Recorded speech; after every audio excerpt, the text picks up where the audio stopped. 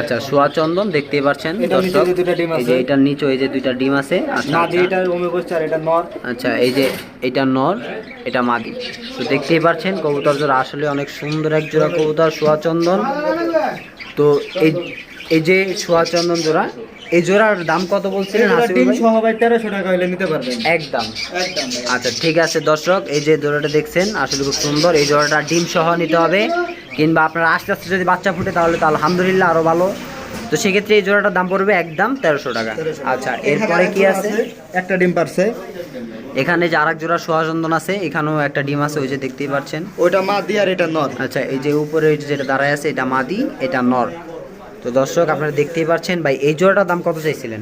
এই জোড়াটা ভাই, এই জোড়াটা 1300 টাকা। আচ্ছা, এই জোড়াটাও দেখতে পাচ্ছেন দর্শক 1300 টাকা। আপনাদের এসে কথা বলার কোনো সুযোগ আছে কি না?